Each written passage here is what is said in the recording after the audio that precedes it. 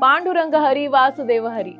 माऊली कृष्णा नदीच्या तीरावर करवीर नावाचं तीर्थक्षेत्र आहे. फार वर्षांपूर्वी तिथे सखूचं सासर होतं. तिच्या पतीचं नाव होतं दिगंबर. तिच्या घरी तिची सासूही राहायची. तिची सासू फार खाष्ट होती. ती सखूला खूप त्रास द्यायची.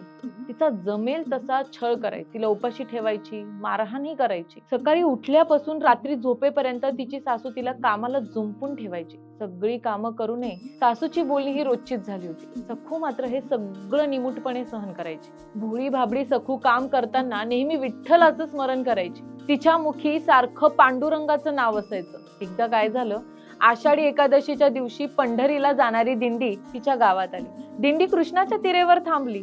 तिथे वारकऱ्यांचं भजन चालू झालं. महाराज कीर्तन करायला उभे राहिले आणि नेमकी त्याच वेळी सखू नदीवर पाणी भरण्यासाठी आली होती. कीर्तनकार पंढरीचा महिमा वर्णू लागले. पांडुरंगाची थोरवी गाऊ लागले.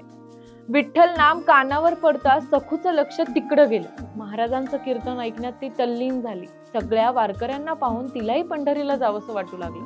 तिला विठ्ठल दर्शनाची अनिवार्य ओढ लागली.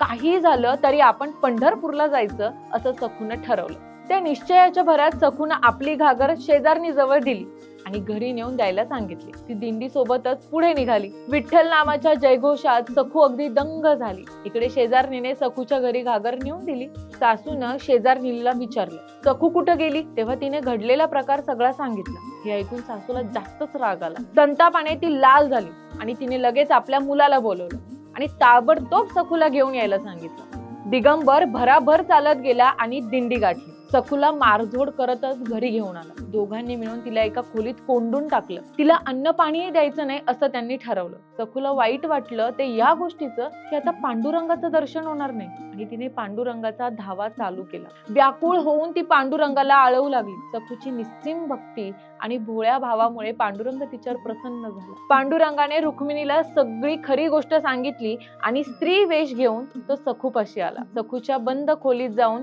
त्या स्त्रीने तिची विचारपूस केली आणि आपणही पंढरपूरचे वारकरी असल्याचं तिनं सांगितलं. तेव्हा सखूने आपली सगळी व्याकुळता तिच्या समोर व्यक्त केली. त्या स्त्रीने तिला सांगितलं की तू पंढरीला जाऊन ये, पांडुरंगाचं दर्शन घेऊन ये, तोपर्यंत मी इथे राहीन. हे ऐकून सखूचा आनंद गगनात मावेनासा झाला. सखू पंढरपूरला आली. पांडुरंगाचं रूप बघून धन्य धन्य झाली. तिला जीवनाचं सार्थक झाल्यासारखं वाटलं आणि तिथेच तिने आपले प्राण ठेवले. दिंडीला आलेल्या तिच्या गावकऱ्यांनी तिचे अंत्यसंस्कार केले. इकडे एकादशी झाल्यावर दिगंबराने सखूच्या खोलीचं दार उघडलं. सखूच्या रूपातील पांडुरंग सखूची सगळी कामं करू लागला. इकडे रुक्मिणीला चिंता वाटू लागली की सखू पुन्हा गेलीच नाही तर विठ्ठल अडकून राहतील.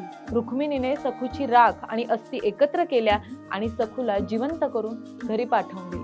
सखू घरी पोहोचताना वाटेतच तिला पांडुरंगाच्या वेशातील सखू भेटली. भगवंतावर भक्ती हवी ती इतकी आणि भगवंत आपल्या भक्तांवर प्रेम करतो ते इतकं. धन्य ती संत सखू आणि धन्य ते पांडुरंग. बोला पुंडलिक वरदा हरी विठ्ठल. श्री ज्ञानदेव तुकाराम. पंढरीनाथ महाराज की जय. आपल्या संस्कृतीबद्दल अशाच नाविन्यपूर्ण माहितीसाठी आमच्या सोल स्पिरिच्युअल YouTube चॅनलला नक्की सबस्क्राईब करा.